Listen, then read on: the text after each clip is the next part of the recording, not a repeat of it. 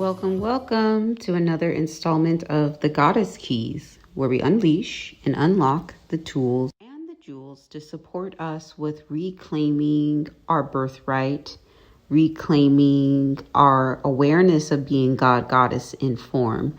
And as a lot of us have gathered on this spiritual path, sometimes it feels really hard to do that because of all the manipulations.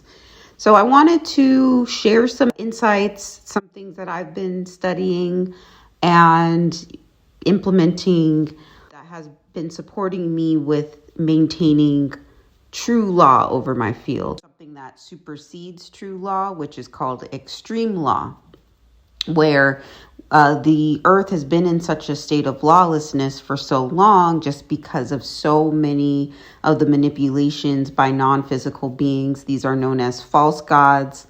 A lot of times these false gods are parading around as being like our spiritual advisors, our ascended masters. Just some false gods to name a few would be like Melchizedek, Yahweh, Lord Maitreya, Serapis Bey. There's a few more though. There's a lot of them. And they basically masquerade as being benevolent, beneficent, here to help humanity. But the real kicker of the whole thing is that they've become so powerful, quote unquote, by stealing and stripping the information and the knowledge and abilities of humankind. And they've been doing this for hundreds of thousands of years. And they have been orchestrating many falls in human consciousness, or not just human consciousness, but the earth's consciousness. And so they've been doing this through manipulation of karma. All right. So karmic transference, I've been talking about this on this channel in a variety of different ways. I've shared information around karmic transference as it relates to Sirius. And how sometimes different star systems have basically dumped their karma onto Earth. You know, Earth has been utilized as this like weird landfill. That's not what she was cast to be, but that's kind of how she's been utilized. And basically these beings will like dump their trash over on this planet. It's kind of like, I don't know if y'all have had this experience or if this has ever happened in the area that you've lived in, but you know how like it's illegal to like dump trash anywhere, but there are certain neighborhoods that you can dump trash at and not get fined for it because people are like, oh, that's the throwaway neighborhood, that's the hood, that's the ghetto, so we can just dump our trash out there. It's like that on the cosmic realm, okay? So I don't know if that kind of hits home for folks, but that's the best way to describe this karmic transference. So I've talked about that with Sirius. That's also happened with Arcturus. I haven't gotten around to that one yet. I will at some point. And I talked about it with the Pleiadians, also known as the family of Anu. They've done that a lot too. But today let's talk about the false gods, because the false gods are hidden in plain sight. A lot of the grief that you experience within your life is orchestrated by false gods, okay? And you might be mad at your neighbor, or you might be mad at your family member, or whatever, a company or a system. But behind all of those things or beings or people are false gods.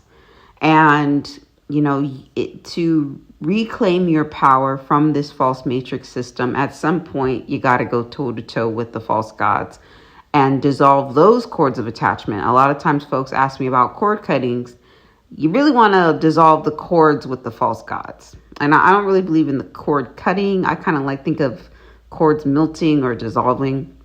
But you need to do that with the source, okay? Because the false god can just manipulate as many people as they need to do what they want to do, right? So yeah, you can cut a cord or dissolve a cord between you and one person.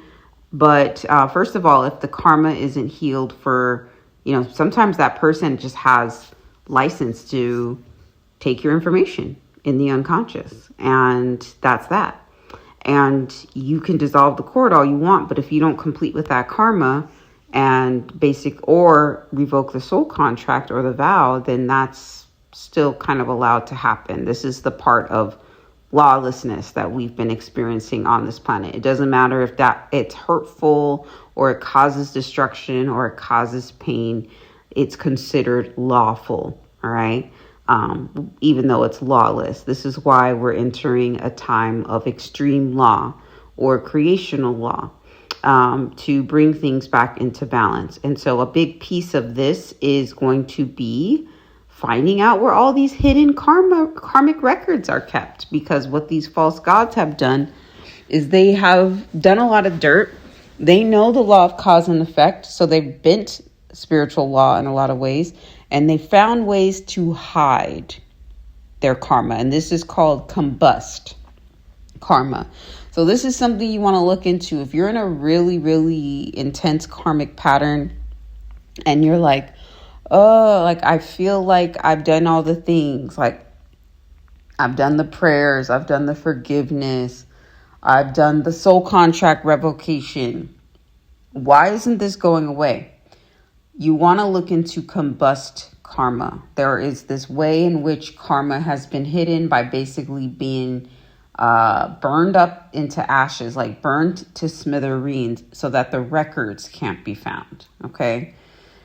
And your karma that you're experiencing might be combust. All right. And so if you can't find record of it, or if you don't even know that karma is there, it just stays in your field. Okay. So a big piece of this is going to be a part of the healing process and justice. If you feel like you've just experienced like constant states of injustice, you want to start looking into combust karma. And there are many different karmic manipulations, but today we are going to focus in on combusted karma and talk about karmic delay, how combusted karma has created karmic delay. And that's why sometimes it feels like we live in an unfair world. And people are like, karmic doesn't exist because if it did exist, then, bad things wouldn't happen to good people, yada, yada, yada. Okay. It's because there's been a lot of lawlessness that has happened on the spiritual realm. So in a previous video that I did on the grandmasters, the Syrian grandmasters, I went in and discussed the Syrian grandmasters and basically how a lot of them were shattered. And I talked about how a lot of them were shattered by the dolphins and the whales, and their unconscious minds were used to shatter them. If you haven't checked that out, go into the playlist called Starseed Info, and you can learn more about that. If you do connect with Sirius really strongly, that's probably something you might want to look at.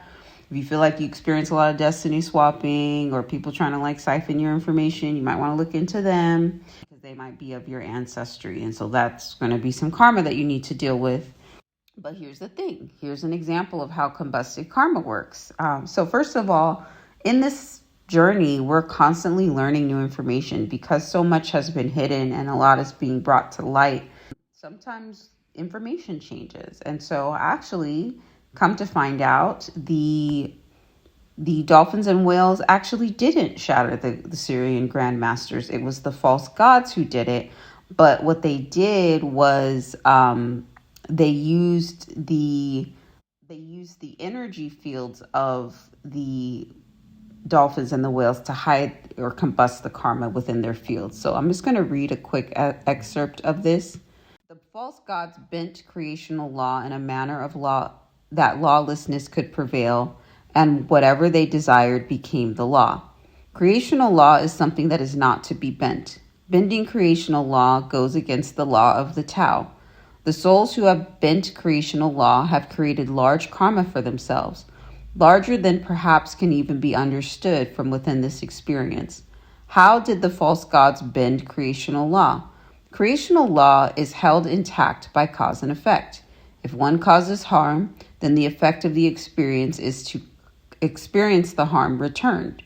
These souls knew that if they shattered the Grand Masters, the karmic consequences would be to experience the shattering in return. So this is within creational law. To prevent the return of the karma and a shattering of like kind, the false gods orchestrated ascensions of human, dolphin, and whale form and misused the Kundalini fire to combust their own karma for destroying the Grandmaster. So I just posted a meditation around running the Kundalini, and I mentioned in that meditation that we need the Kundalini in order to burn through a lot of karmic density. Okay, so they use the Kundalini fire of the dolphins and the whales and kind of hid their karma in their Kundalini. Okay, so there's also some karma related to that. Like if you are having issues with activating your Kundalini, it could have something to do with this. So definitely tap in with that. It says it's not the job of form to burn off soul's karma. It is furthermore not the job of one's form to burn off the karma of another. Soul karma is to be burned off by the Kundalini of soul. Human, whale, or dolphin karma is to be burned off by the respective form's Kundalini in the act of ascension. If one attempts to burn off soul karma or the karma of another, the karma is not cleared. It is inverted upon itself into a void of seeming non-existence where the karma can reap no effect. That's wild, right? It says the karma of the destruction of the Grand Masters was buried in primarily dolphin and whale ascensions. And as this was uncovered, it appeared as though dolphins and whales were the cause of the Grand Master annihilation. Okay, so this is how karmic transference works, right? Sometimes you feel like you're getting karma dumped on you for a lot of different things. And you're like, dang, I just feel like I'm just this constant sacrifice. Like karma's just being dumped on me. This is how it works, y'all. Okay. It says, as the karma was reviewed more carefully by global and solar councils, it was discovered that this was not the case at all, that the real cause was non-physical, as it was soul karma that had been combust in dolphin and whale fourth dimensional ascensions about 184,000 years ago.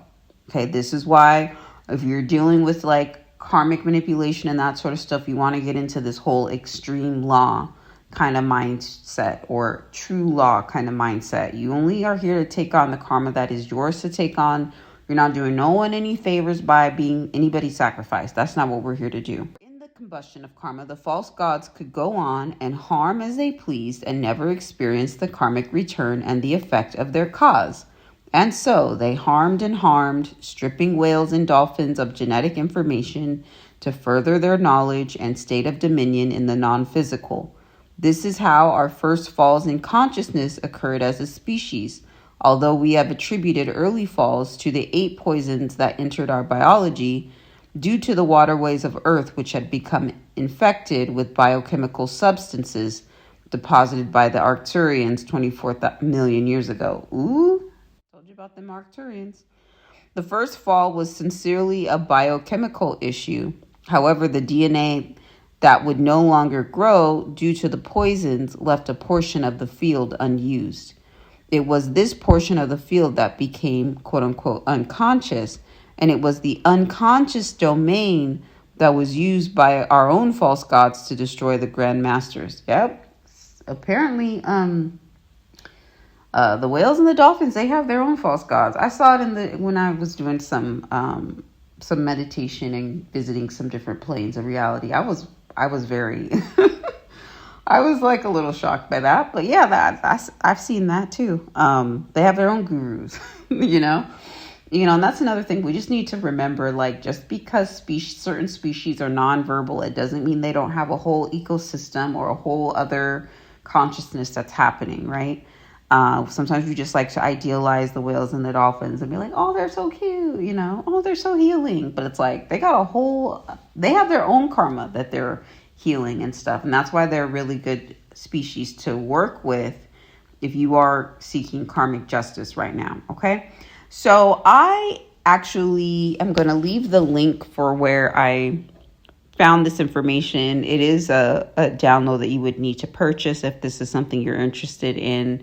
It's a book called Holographic Record Keepers. It's over 400 pages, but it just has a whole bunch of channelings from the whales and the dolphins, which just kind of is very enlightening and supports folks who are looking to heal some really extreme karmic patterns.